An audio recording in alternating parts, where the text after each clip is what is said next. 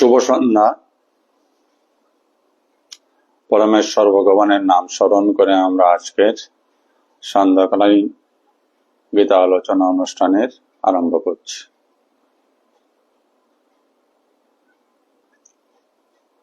ও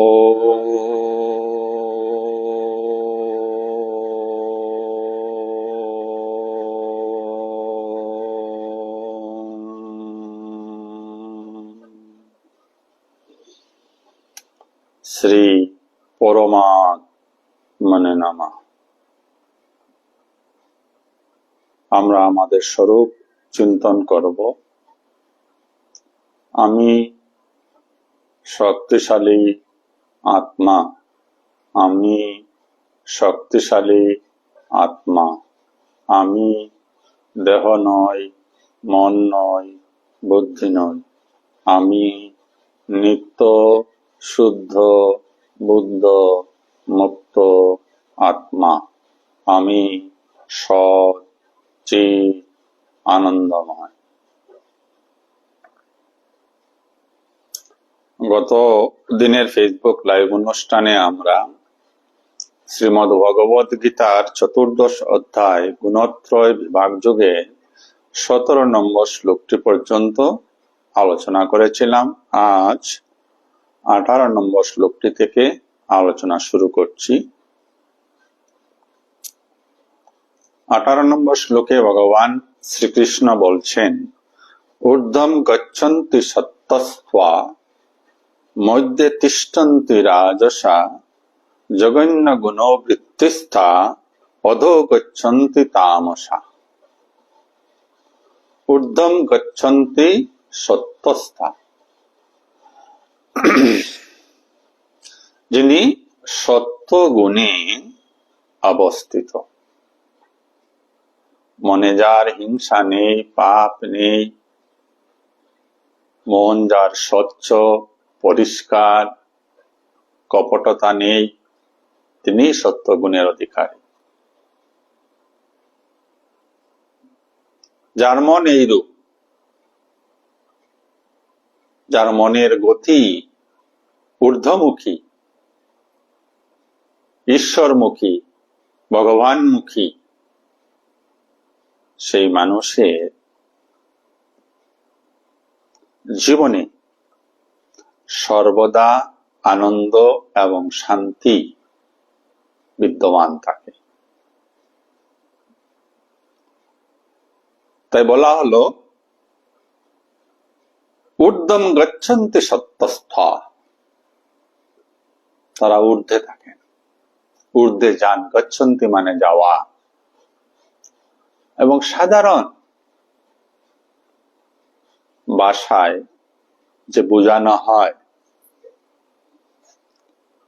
যে সত্যগুণ বৃদ্ধিকালে মৃত্যু হলে, আমি মৃত্যুর পরের ঘটনা নিয়ে আলোচনাও করতে চাই না। এই জন্য মৃত্যুর পর যা হওয়ার তাই হবে। আমাকে এই জীবনে শান্তি পেতে হবে, এই জীবনে আনন্দ পেতে হবে, এই জীবনকে আমি উৎসবের মতো উপভোগ করব। এই জীবন যদি উৎসব মুখর হয় বা হওয়া উচিত, এটাই মানুষের লক্ষ্য হওয়া উচিত। আর সেই লক্ষ্যে পৌঁছাতে হলে মানুষকে সত্যগুণের অধিকারী হতে হবে।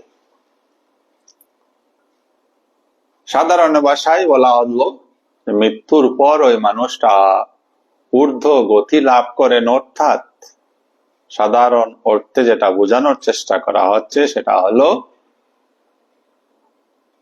ওই স্বর্গ বোঝায়। ঊর্ধ্ব লোক মানে পৃথিবী লোক থেকে উপরের যে লোকগুলি আছে সেইগুলিকে বোঝানো হয়। আর এই লোকগুলি কল্পনা মাত্র। আমেরিকা আছে, আমেরিকা আছে, তা আমরা প্রমাণ করতে পারি। এই জন্যই যে আমেরিকা থেকে লোক ফিরে এসছে ভারতবর্ষে, এসে বলছে হ্যাঁ আমেরিকা আছে। মৃত্যুর পর কি হয় তা শুধু অনুমান। মৃত্যুর পর কেউ ফিরে এসে আজ পর্যন্ত বলেননি যে আমি আমার মৃত্যুর পরে অমুক জায়গায় গেছিলাম।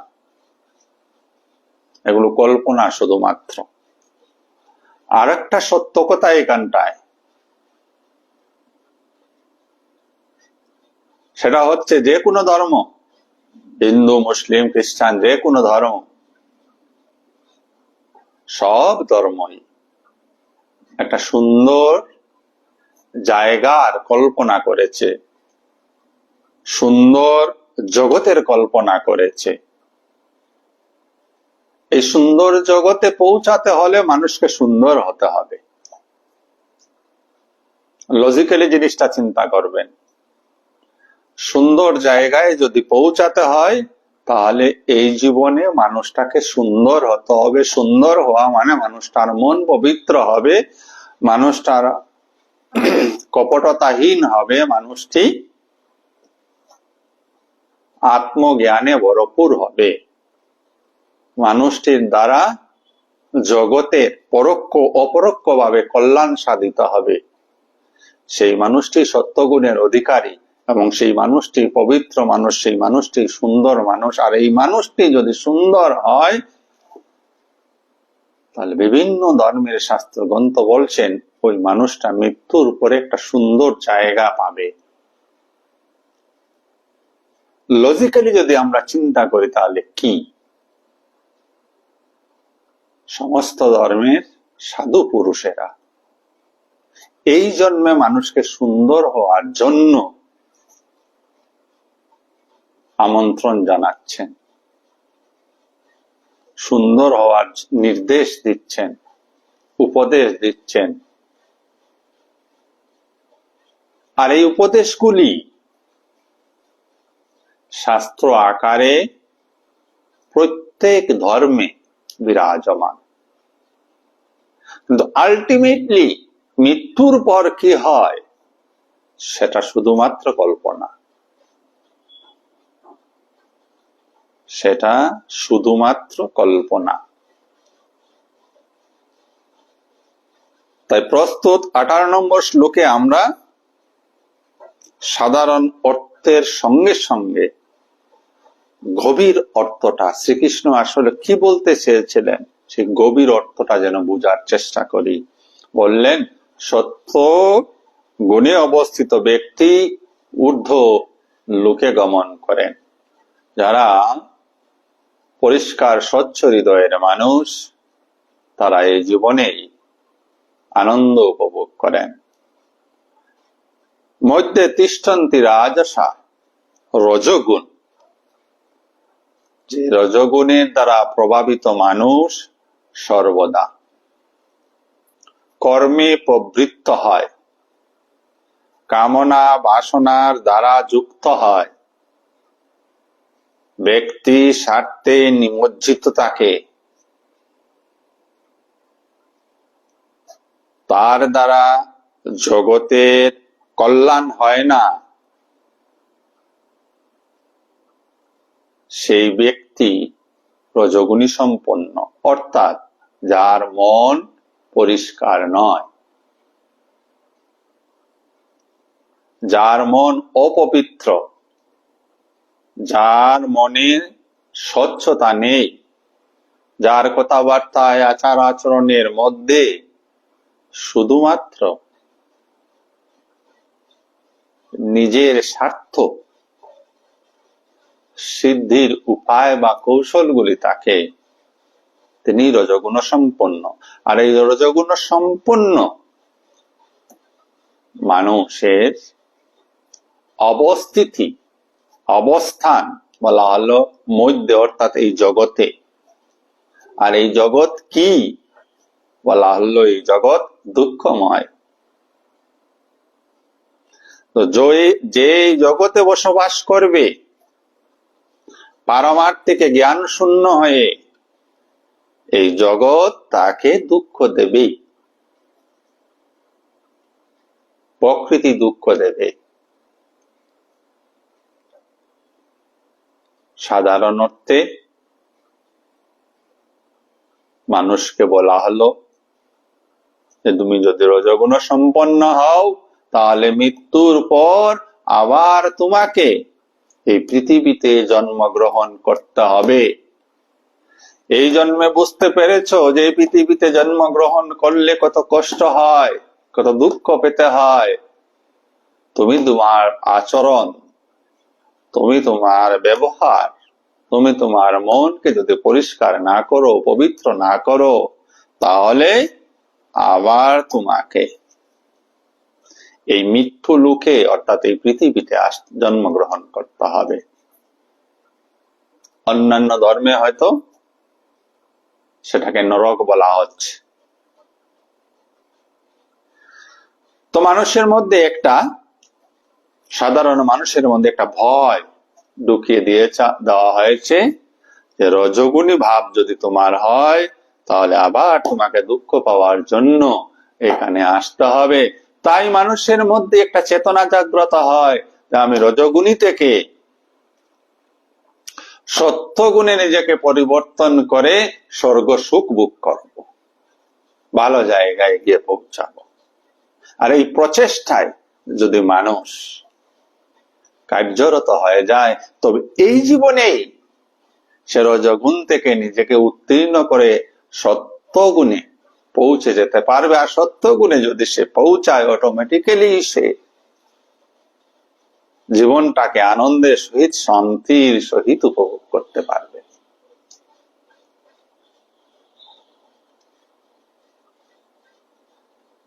তারপর বললেন তমগুণের যারা অধিকারী তাদের অধোগতি প্রাপ্ত হয়। সাধারণ ভাষায় সাধারণ অর্থে বোঝার জন্য যে সে স্বর্গেও পৌঁছাবে না, পৃথিবীতে থাকবে কিন্তু মানুষ হয়ে নয়, মানুষ থেকে নিম্নতর প্রাণী, কীড়া পোকা মাকড় ইত্যাদি হয়ে তার জন্ম হবে। আর গভীর ভাবে যদি আমরা তমগুণ সম্পন্ন মানুষের বিচার করি, ভগবান বলতে চেয়েছেন যদি তুমি তমগুণ সম্পন্ন হও, তুমি কোথায় অবস্থান করছো? নিকৃষ্টতার মধ্যে। জঘন্য গুণ বৃত্তিস্থা, যারা জঘন্য গুণের অধিকারী তারাই তমগুণী। অতিশয় আলস্য, অতিশয় নিদ্রা, অতিশয় লোভ, অতিশয় মোহ, এরাই তমগুণী। তমগুণী যদি তুমি হও তাহলে তোমার আচার ব্যবহার, তোমার জীবন ধারণের মান পশুর মতোই হবে। পশু যেমন তার ভালো মন্দ বুঝে না, যে কোন কর্ম করলে, পশুদের কথা বলছি, পশু যেমন বুঝে না যে কোন কর্ম করলে সে স্বর্গে যাবে বা কোন কর্ম করলে সে তার মনুষ্য জন্ম হবে, কোন কর্ম করলে তার কীট পতঙ্গ কুকুর ইত্যাদিতে জন্ম হবে, পশু বুঝে না, তাকে বোঝানো যাবে না। ঠিক পশুদের মতো পশুবৎ দু পা দু হাত বিশিষ্ট কিছু মানব দেহ রয়েছে, যেগুলিকে মানব দেহ বলা হয়, কিন্তু তারা পশু সমতুল্য। নিজের ভালো নিজের মন্দ বুঝে না। যে নিজের ভালো নিজের মন্দ বুঝে না, সে জগতের ভালো মন্দ কি বুঝবে? যে নিজের ভালো মন্দ বুঝতে সক্ষম নয়, সে জগতের ভালো মন্দ কি বুঝবে? তার দ্বারা জগতের কি কল্যাণ হবে? তাই ভগবান শ্রীকৃষ্ণ বললেন নিকৃষ্ট গুণসম্পন্ন মানুষদের অধোগতি হয়।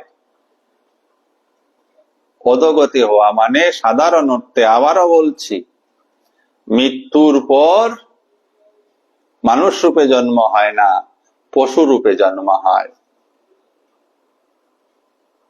আগেও বলেছি, আবারও বলছি, মৃত্যুর পর যা হওয়ার তাই হবে। মৃত্যুর পরের ভাবনা ছেড়ে দিয়ে বর্তমান সময়ে আমার আপনার বর্তমান জীবনের কথা আমাদেরকে ভাবতে হবে। এই জীবনটাকে আমরা কিভাবে সুন্দর করতে পারি, এই জীবনটাকে কিভাবে আনন্দে উপভোগ করতে পারি, শান্তিতে উপভোগ করতে পারি, সেদিকে যেন আমাদের নজর থাকে। তাহলে নিকৃষ্ট গুণের যদি অধিকারী আমরা হই, যাকে আধ্যাত্মিক ভাষায় তমগুণ সম্পন্ন ব্যক্তি বলা হয়েছে, তারা এই জীবন উপভোগ দূরের কথা, জীবন কি, জীবনের উদ্দেশ্য কি তাই জানে না। তো তিনটা গুণ ভগবান বললেন, যিনি রজগুণী সম্পন্ন তার মন পরিষ্কার, তিনি উৎকৃষ্ট গুণের অধিকারী, এবং যার ফলে তার আচার আচরণ চিন্তা ভাবনা উৎকৃষ্ট মানের হয়, যা তার নিজের যেমন কল্যাণ করে তেমনি পরোক্ষ অপরোক্ষ ভাবে জগতের কল্যাণ হয়। সুস্থ সবল সুন্দর চিন্তা মানুষকে সুন্দর করে তোলে, সৎ চিন্তা মানুষকে সৎ করে তোলে, আর মানুষের এই সৎ চিন্তা সুস্থ চিন্তা সবল চিন্তা অপরোক্ষভাবে জগতের মহা কল্যাণ করে থাকে। তার অপূর্ব উদাহরণ হচ্ছে যারা এই লোকালয় ছেড়ে ঘর সংসার ত্যাগ করে মানুষের সংস্পর্শ ছেড়ে হিমালয়ের গুহায় গুহায় যে সন্ন্যাসীরা রয়েছেন, সাধুরা রয়েছেন, দিবারাত্র তারা কি করছেন? তাদের জীবনী বা তাদের সম্পর্কে যদি আমরা জানার চেষ্টা করি, তারা জানতে পারবো যে তারা দিবারাত্র এই জগতের মঙ্গল কামনায় ব্যস্ত।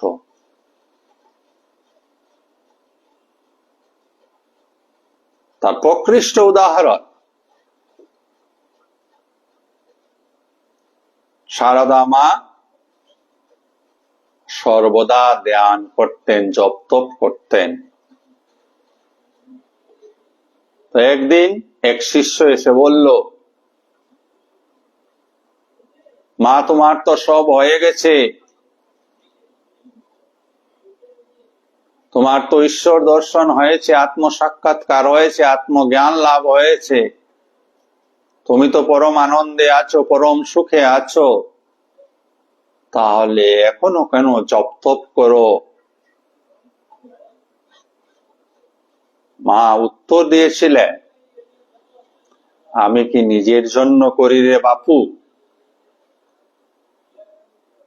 তোরা যেটুকু করতে পারিস না, আমি সেইটুকু তোদের জন্য হয়ে করি, যাতে করে তোদের সকলের কল্যাণ হয়, জগতের কল্যাণ হয়। আর বিশ্বাস রাখুন, এইসব মানুষের কারণে, এইসব মনীষীদের কারণে, এইসব মহাপুরুষদের কারণে যারা আজও জীবিত,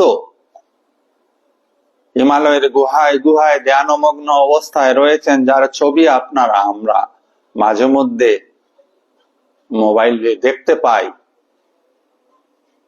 তাদের ওই সাধু চিন্তার জন্য, সৎ চিন্তার জন্য, জগৎ কল্যাণমূলক চিন্তাধারার জন্য আজও জগৎ টিকে আছে।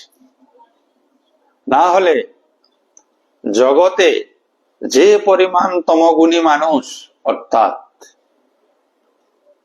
নিকৃষ্ট গুণের মানুষের বসবাস এই জগতে, পৃথিবীর প্রায় 98% মানুষই তম রজগুণের অধিকারী। 98% মানুষই তম এবং রজগুণের অধিকারী। 98% মানুষই চাচ্ছে, 98% মানুষের কর্মে চিন্তাধারায় ভাবনার মধ্যে জগতের ধ্বংসকে ডেকে আনছে। কিন্তু তারা জগৎ ধ্বংস করতে পারছে না। ওই যে 2% মানুষ, 2% মানুষ সর্বদা জগতের কল্যাণ কামনা করছে, কল্যাণের জন্য প্রার্থনা করছে, তার জন্য। তাই বলা হয়, pen is mightier than sword. তরোয়ালের চাইতে কলম শক্তিশালী, অজ্ঞানের চাইতে জ্ঞান শক্তিশালী, অন্ধকারের চাইতে আলো শক্তিশালী, অসতের চাইতে সৎ শক্তিশালী, নিকৃষ্টের চাইতে উৎকৃষ্ট শক্তিশালী। তাই তো স্বামী বিবেকানন্দর মতো এক ব্যক্তিত্ব, একটা মানুষ সারা পৃথিবীকে তোলপাড় করে দিয়েছে। নেতাজির মতো একটি ব্যক্তিত্ব সারা বিশ্বকে কাঁপিয়ে দিয়েছে।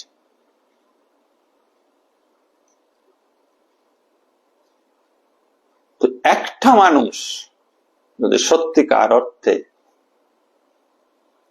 উৎকৃষ্ট মনের অধিকারী হয়, লাখো মানুষও তার কিছুই করতে পারবে না, জগতের অনিষ্ট করতে পারবে না।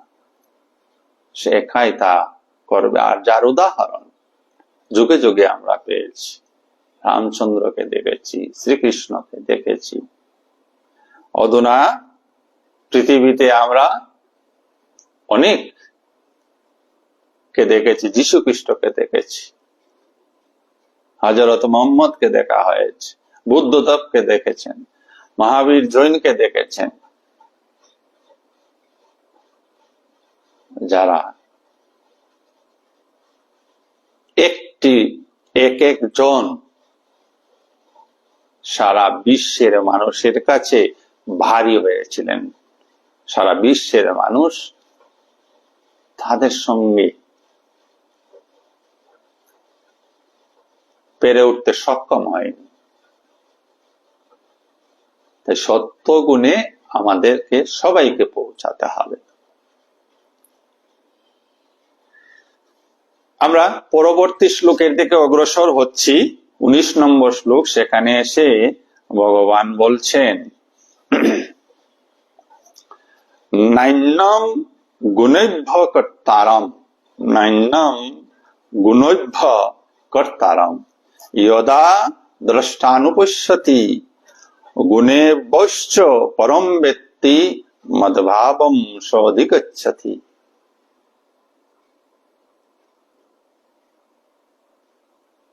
নাইন্যম, নো অন্যম, নাইন্যম, অন্য কাউকে নয়, গুণৈভ্য, গুণগুলিকে, কর্তারম, কর্তা। খুব বুঝার বিষয় আছে এখানটাতে। গুণগুলি ছাড়া অন্য কেউ কর্তা নয়। যদা দ্রষ্টানুপশ্যতি, দ্রষ্টা মানে বিবেকবান পুরুষ বা যিনি দেখেন। আমরা কেউ দ্রষ্টা নই, আমরা সবাই দর্শক হয়ে আছি। আর একদিন আলোচনায় সেটা স্পষ্ট করার চেষ্টা করব। যদা দ্রষ্টা অনুপশ্যতি, যখন দ্রষ্টা দেখেন, দর্শন করেন যে একমাত্র গুণী কর্তা হয়ে কর্ম করছেন।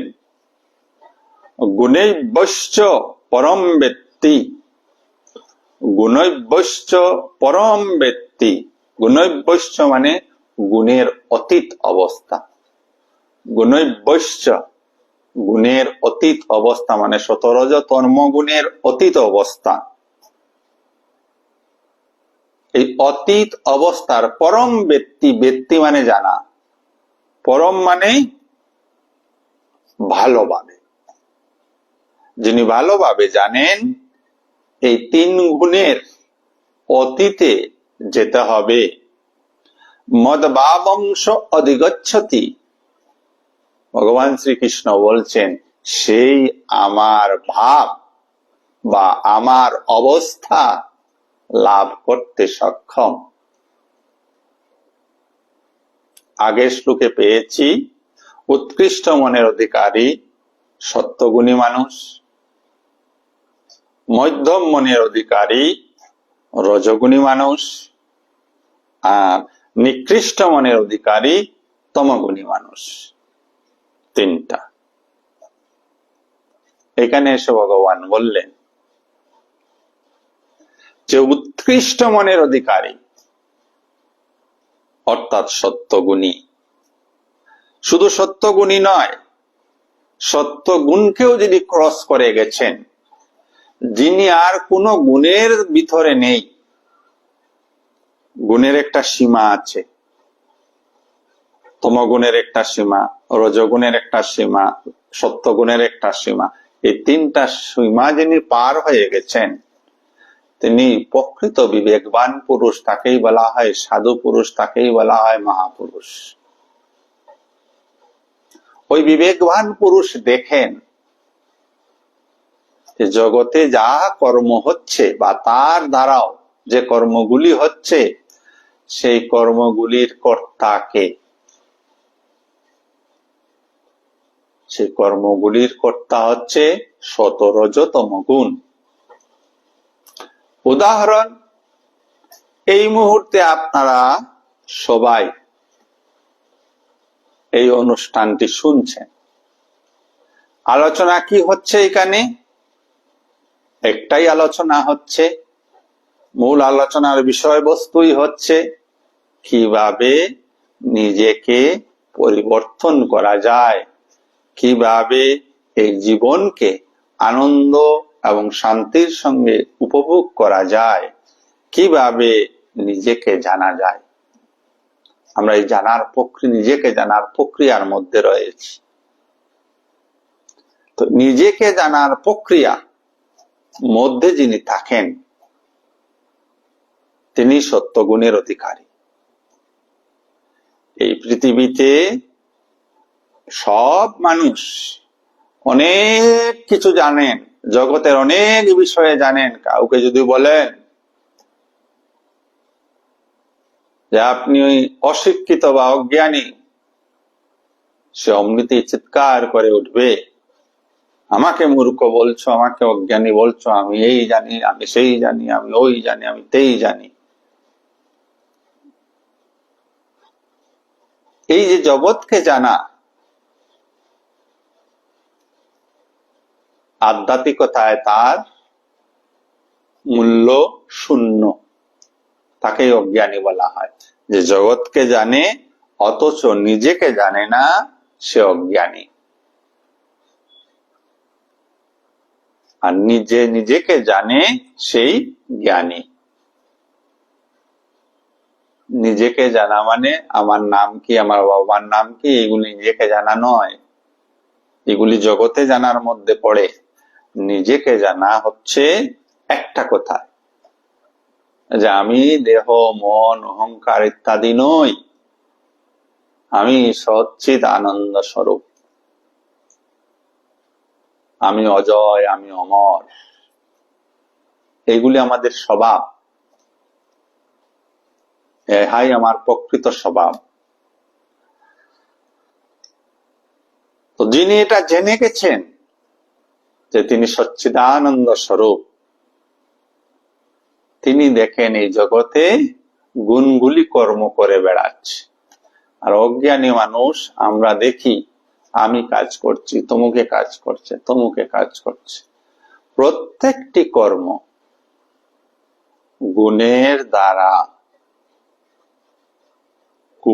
দ্বারা করা সম্ভব হচ্ছে, গুণ না হলে হয় না। এই যে বললাম, এই মুহূর্তে আপনার মধ্যে সত্যগুণ প্রবল হয়ে আছে, তাই নিজেকে জানার অনুষ্ঠানে আপনি বসে আছেন, শুনছেন।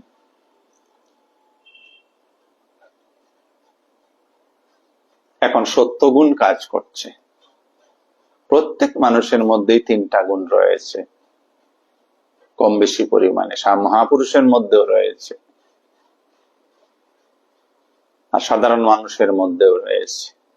যার মধ্যে যে গুণ যত বেশি, তার আচার আচরণ, ব্যবহার, লক্ষণ ইত্যাদি সেইভাবে প্রকাশিত হবে। পরবর্তী সময়ে আমরা এগুলি আরো বিশেষভাবে জানব। তাই জ্ঞানী, গুণবান, বিবেকবান পুরুষ দেখেন এই জগতে শুধুমাত্র গুণগুলি কর্তারূপে কাজ করছে এবং তিনি নিজেকে গুণাতীত অবস্থায় অনুভব করেন। ভগবান শ্রীকৃষ্ণ বললেন, যিনি এই অবস্থা প্রাপ্ত হন তিনি আমাকেই লাভ করেন। অর্থাৎ তিনি ব্রহ্ম বই, ঈশ্বর বই, আর কিছু হন না। মানুষের মধ্যে পশুত্ব, মনুষ্যত্ব এবং দেবত্ব রয়েছে। তমগুণী মানুষ পশুত্বে চলে আসে, রজগুণী মানুষ মনুষ্যত্বে থাকে, আর সত্যগুণী মানুষ দেবত্বের আস্বাদন করে। আর এই 3 গুণের পারে যিনি চলে যান তিনি ব্রহ্ম লাভ করেন, ব্রহ্ম অবস্থা প্রাপ্ত হন। তো ব্রহ্ম অবস্থা প্রাপ্ত হলে ওই ব্রহ্মজ্ঞ পুরুষ দেখেন যে জগৎ, মানুষে যে লড়াই ঝগড়া, কান্না হাসি চলছে, এগুলি গুণের খেলা চলছে। নিজেকে তিনি এই 3টি অবস্থার ঊর্ধ্বে দেখেন এবং পরম আনন্দে থাকেন। যে পরম আনন্দ অবস্থাটা হচ্ছে পরম ব্রহ্মের অবস্থা। পরম ব্রহ্মের আরেক নাম আনন্দ, সৎ চিৎ আনন্দ।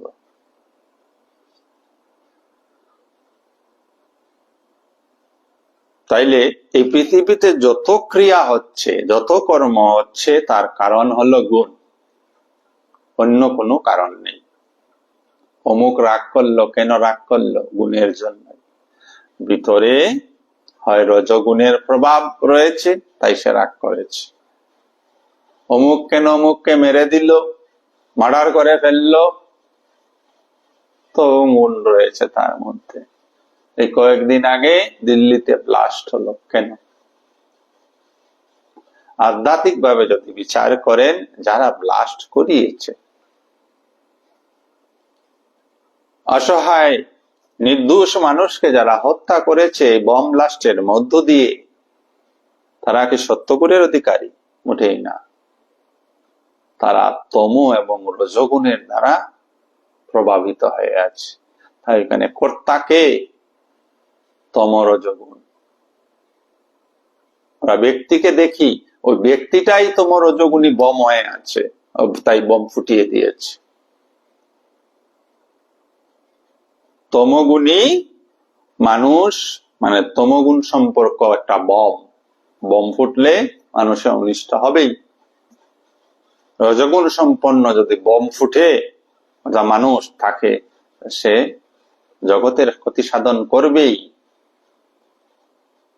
আর সত্যগুণী সম্পর্ক সমন্বিত বমই হয় না। আর যদি বম হয়ও, তা মানুষের আনন্দের কারণ হবে। ওই বম ফুটলেও মানুষের আনন্দ হবে, ওই ফুল জুরির মতো আনন্দ দিয়ে যাবে। ওই বম থেকে আলো বিচ্ছুরিত হবে। ওই বম ফুটলে মৃত্যু হবে না, ওই বম ফুটলে বিভীষিকা হবে না। রজগুণী বম ফুটলে, তমগুণী বম ফুটলে মানুষ মরবে, বিভীষিকা, আতঙ্কের সৃষ্টি হবে।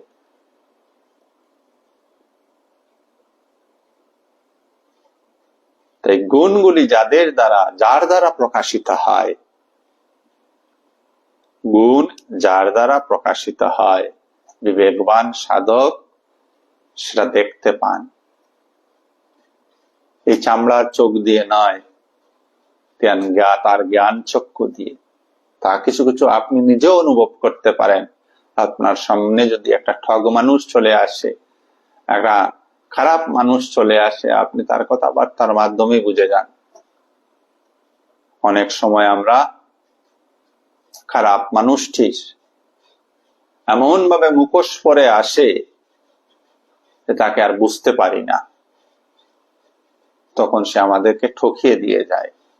এভাবেও জীবনে আমাদের প্রত্যেকের অনেক ঘটনা ঘটেছে। একমাত্র বিবেকবান পুরুষ, জ্ঞানী পুরুষ,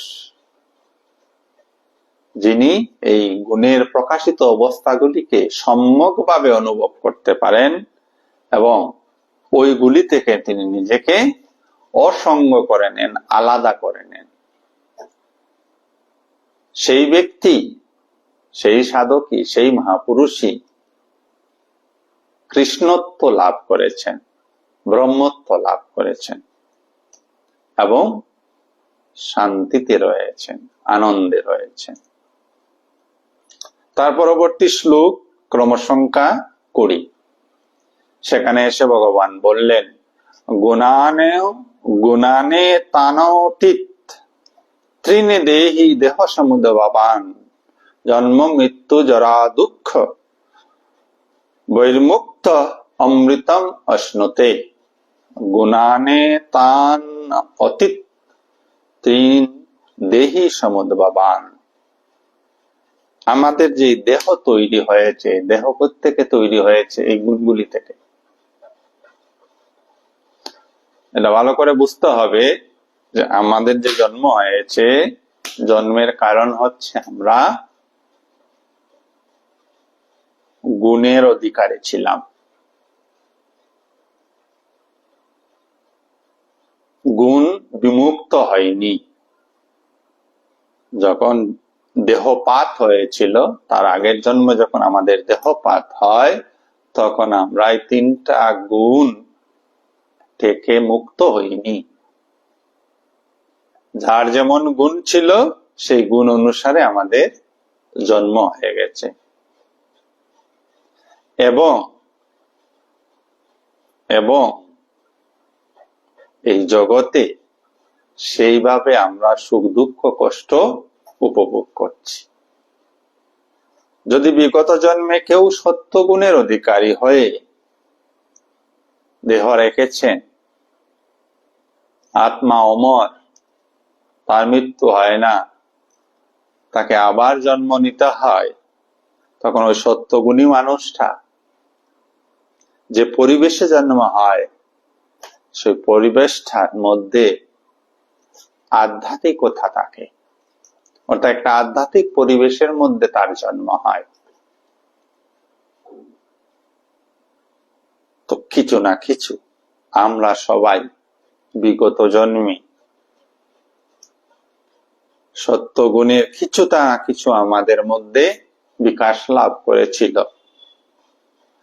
আর এই সুকৃতির বলেই এই জীবনে যখন সব মানুষ সংসার চিন্তায় ব্যস্ত, সংসারের উচাটনে, সংসারের ঘানিতে পিষে চেপ্টা হয়ে যাচ্ছে, সুখ দুঃখ ভোগ করছে, তখন কিছুটা সময় আমরা ঈশ্বর চিন্তা করার, নিজেকে জানার সুযোগ পেয়েছি। ইহাই ধন্য।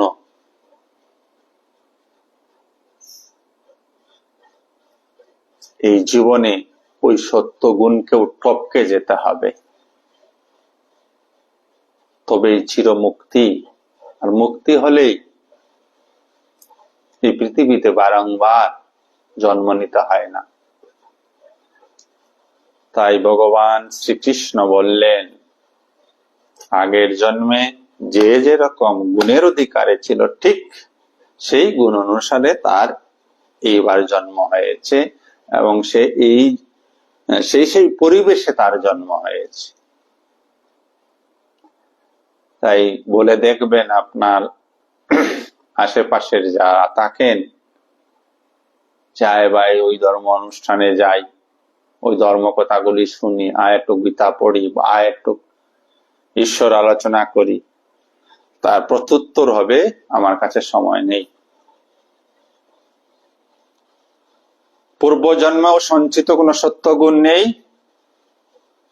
পূর্বজন্মে ছিল রজগুণ তমগুণ, তাই এই জীবনেও সত্য গুণ বিকশিত করতে পারছে না, ওই সংসারের ঘানির মধ্যেই পড়ে আছে।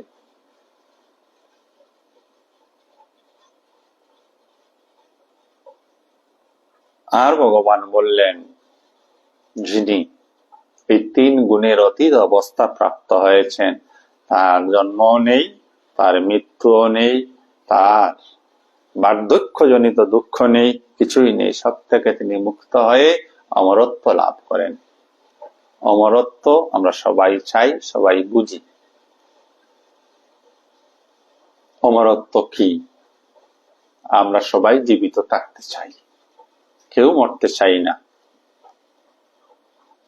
অথচ ডেইলি দেখছি অনেক লোক মারা যাচ্ছে, কিন্তু আমার মনে যেন একটা আশা, আমি মরব না। এই যে আমি মরব না ভাব আমাদের মধ্যে, সেটা কিন্তু প্রমাণ করছে যে আমি বা আপনি, আমরা প্রত্যেকেই অমর। তা একটি উদাহরণ দিয়ে বোঝানোর চেষ্টা করছি।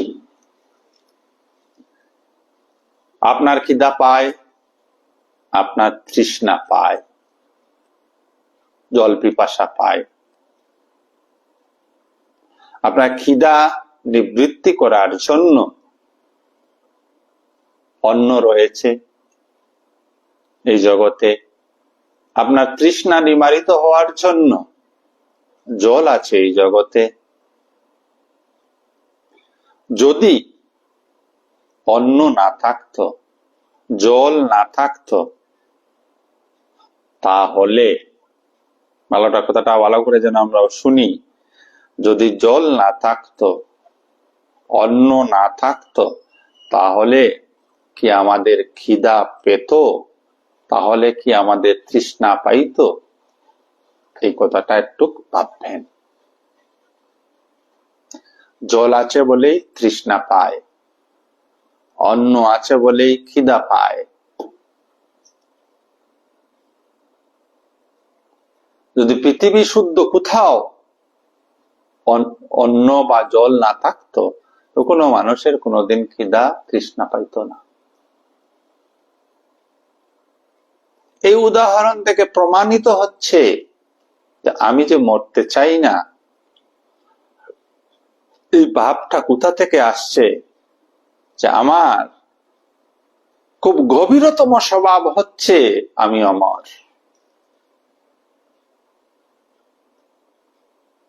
আর এই স্বভাবটার স্ফুরণ হয় আমার ভাবনার মধ্যে, আমার ইচ্ছার মধ্য দিয়ে, যে আমি মরতে চাই না।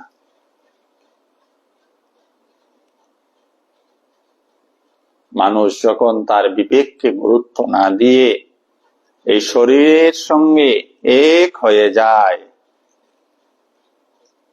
এবং সে তার পরিচয়ে নিজেকে বলে আমি এই শরীর, তখন তার মৃত্যু ভয় হয়। আর তার সঙ্গে তার মধ্যে অমরত্বেরও ইচ্ছা জাগ্রত হয়।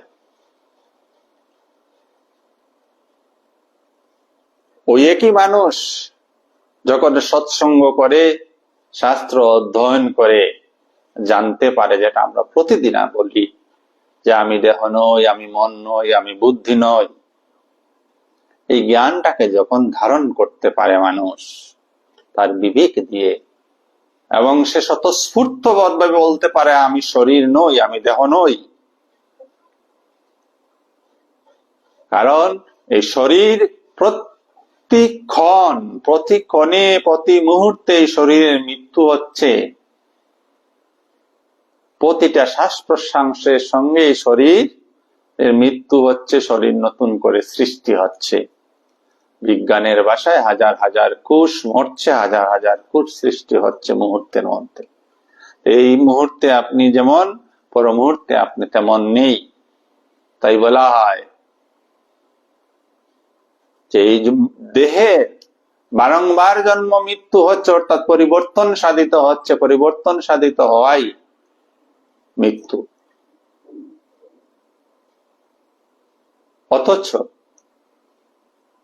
অথচ আমার মধ্যে কিছু একটা আছে, সে নিত্য। সেই পরিবর্তনে সামিল হয় না। আমার অস্তিত্ববোধ, আমি আছি, আগের মুহূর্তেও ছিল, এখনো আছে, ভবিষ্যতেও থাকবে, আমি আছি, এই অস্তিত্ববোধ ম্লান হয় না, এই অস্তিত্ববোধের অভাব হয় না। তাহলে ওই ভিতরে যিনি আছেন তিনি কে? তিনি অমর। আর এই অমরত্ব আমাদের স্বভাব, আর এই অমরত্ব স্বভাব থেকেই আমাদের মধ্যে এই ইচ্ছা জাগ্রত হয়, আমি মরব না। তো বিবেকবান পুরুষের অমরত্ব সত্যিকারের হয়, অমরত্বকে তারা অনুভব করেন। অজ্ঞানী পুরুষ মরতে চায় না, অথচ অমর হতে চায়, সে অমর হতে পারে না, সে অমরত্বের স্বাদ অনুভব করতে পারে না। অমরত্ব কিছু নয়, এমন কিছু নয় যে ওই মানুষটার মৃত্যু হবে না, না, মানুষটার মৃত্যু হবে, দেহের অবসান হবে, কিন্তু তার বিবেক জাগ্রত হয়ে আছে, সে বিবেক বলে দিচ্ছে তোমার মৃত্যু নেই, জন্ম নেই, তুমি সচ্চিৎ আনন্দ স্বরূপ। তাই আমাদের মতো সাধকের কাজ হচ্ছে জন্ম, মৃত্যু, জরা অবস্থা ইত্যাদি শরীরের বিকার মাত্র। জন্মটাও শরীরের বিকার, মৃত্যুটাও শরীরের বিকার। শরীর বয়স বাড়ে, দুর্বল হয়, রোগ সুখে তারা আক্রান্ত হয়, বৃদ্ধ অবস্থা প্রাপ্ত হয়, ইহাও শরীরের বিকার। এই কথাগুলি জেনে আমি আত্মস্বরূপ, আমি অমর, তাই জন্ম, মৃত্যু, দেহের এই বিকারগুলিকে প্রাধান্য না দিয়ে সেই চিন্ময় অস্তিত্বে অগাধ বিশ্বাস স্থাপন করা এবং সেই চিন্ময় অস্তিত্বকে অনুভব করা, তবেই জীবনের সার্থকতা, এবং সেই জীবনই সফল জীবন, সেই জীবনই মুক্ত জীবন, সেই জীবনই আনন্দময় জীবন। আমরা আজকের আলোচনা এখানেই সমাপ্ত করছি। যারা যারা আজকে এই আলোচনায় যোগদান করেছেন সবাইকে অনেক অনেক ধন্যবাদ, এবং সবাই আমার প্রণাম নিবেদন করছি। সবাই ভালো থাকুন, সুস্থ থাকুন, আনন্দে থাকুন। শুভরাত্রি, ধন্যবাদ।